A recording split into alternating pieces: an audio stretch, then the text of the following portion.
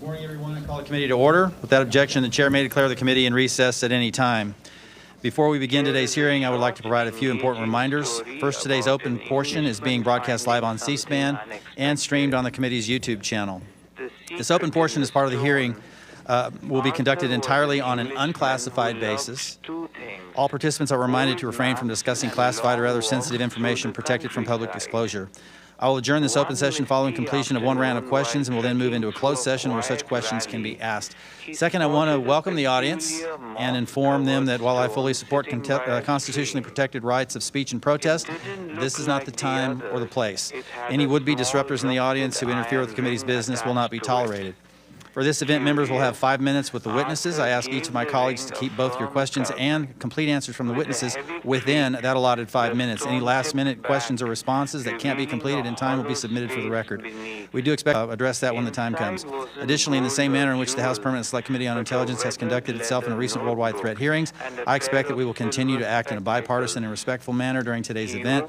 I'm confident all members can treat each of our witnesses today with due respect consistent with past practices.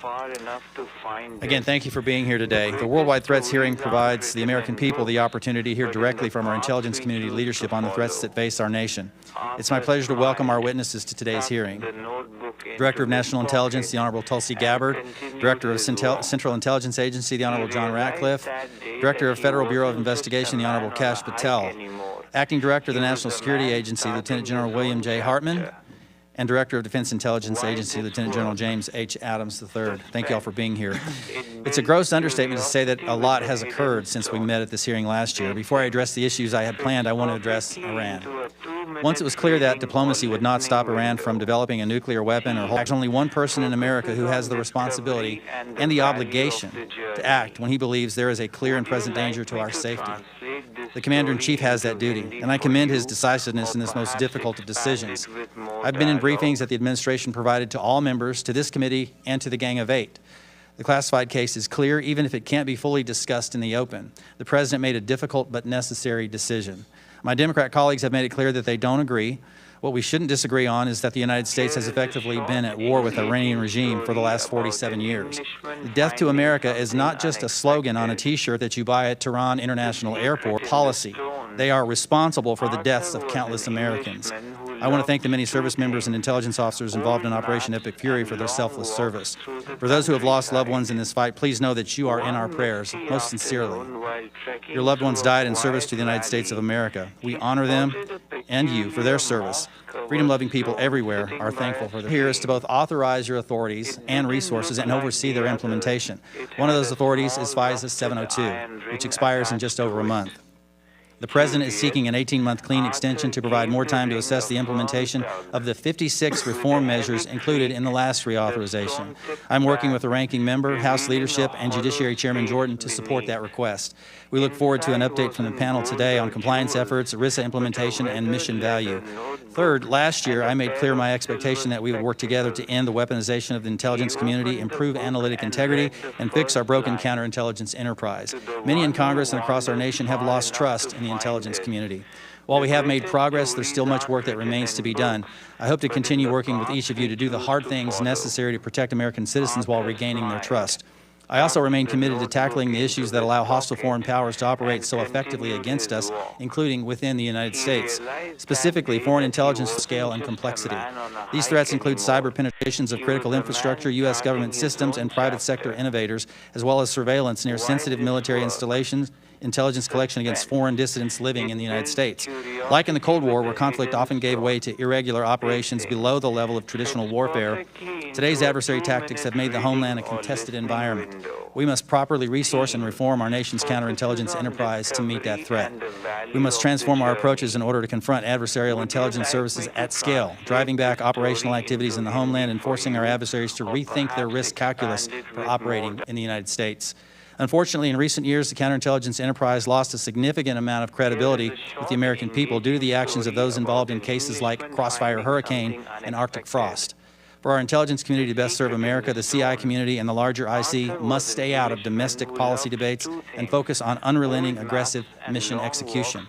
For our intelligence community to best serve America, the CI those debates. Director Gabbard, I want to particularly commend your efforts in this space. Specifically, I want to thank you and President Trump for working with us to declassify the HPSI Majority Staff Report on the 2017 Intelligence Community Assessment on Russian Plans and Intentions in the 2016 election. The Majority Staff Report, which had been kept from the American people for 8 years, proves that the 2017 ICA, the public genesis of the Russia collusion hoax, was a politicized document. Its key assessment on Putin's hopes for the 2016 election was built on, at best, abysmal analytic tradecraft and, at worst, willful political charged intentions. This was a necessary act of transparency to begin the process of rebuilding trust with the American people and the IC. Please know the challenges facing each one of you that are testifying here is not lost on this committee. Getting a large ship back on the right course is never easy. The task can certainly be challenged by unforeseen obstacles and obstructions. You know you are doing something right when all the weapons in the media's arsenal are pointed directly at you. Thank you all to this ever in pursuing its mission while holding those accountable who participated in its misuse. I thank each of you for doing this and encourage you to all keep moving on both fronts. Finally, now I want to speak to our remarkable IC workforce. I'm immensely proud of the incredible work that you do, especially over the last year, to support critical military intelligence and law enforcement operations. From Operations Midnight Hammer, Absolute Resolve, Southern Spear, and Epic Fury, to the many other operations you've conducted in the shadows with no fanfare, Americans will never be able to fully appreciate all you do to protect this nation. I think I can speak for the entire committee when I say we extend our deepest gratitude. America truly has the best of the best in our ranks. It's for this primary reason I would like to address the House Intelligence Committee's ongoing investigation into the intelligence community's mishandling of anomalous health incidents, also known as Havana Syndrome, and the mistreatment of AHI survivors. I'm aware of the drastic increase in media reporting around this issue, and I'd like to first reiterate the committee's commitment to releasing additional unclassified information. And we cannot be driven by outside timelines. I commit to the workforce to release additional reports as appropriate. Put simply, it's my clear opinion that individuals in the intelligence community were involved in a cover-up, manipulating intelligence processes in a breach of Intelligence Community Directive 203 to provide a desired outcome rather than a forthright analysis to inform decision makers. Our investigation, the vast majority of which remains appropriately classified, continues to show that the intelligence community assessment was constructed upon flawed analytic tradecraft. This includes the use of study results from the National Institutes of Health that were manufactured through highly unethical means and in collaboration with individuals working for the CIA. ICAs carry a great deal of weight. While typically classified, the impact is increased exponentially when declassified and released as part of a public messaging effort, as was done with the AHI ICA. As I have repeatedly stated since December of 2024, the AHI ICA and its follow-on updates caused real, serious harm to some of our nation's bravest. Last month, I called for its immediate recall, and I read, Gabbard, your office has said your review of the ICA will be, quote, comprehensive and complete, end quote, and that you remain committed to sharing findings from your review with the American people. Thank you for that. And separately, Director Ratcliffe, your team is also quoted in recent media reporting saying that you support the OD&I review and look forward to the report. Thank you so much for that, Director. I thank both of you for your commitment to this review's completion and publishing. This issue is complex, and the underlying facts are not as simple as often portrayed in the public. No fully informed analysis will make everyone happy. That said, today I call for this review to be provided to the committee and strongly urge you to release the public whatever portion of this review can be made unclassified. This is vital to rebuilding trust moving forward. I want to thank our witnesses again for being here today, and with that I want to recognize the distinguished ranking member, Mr. Himes, for his opening statement. Thank you, Mr. Chairman, and a big welcome to all of our witnesses. I hope that whatever else is said today, that you will convey to your workforces our deep admiration and appreciation for their diligence, their commitment, and their sacrifice. Sometimes this moment feels a little bit like that old train, Greenland, Cuba, terrorism, burning drug boats, and of course, the massive fire that we did start, our latest Middle Eastern war. Where to begin? Our national elections are about 7 months away, and plenty of Americans are worried that President Trump may indeed, as he said, take control. Meanwhile, we are not receiving the traditional indications or warnings of foreign intelligence efforts to interfere in those elections.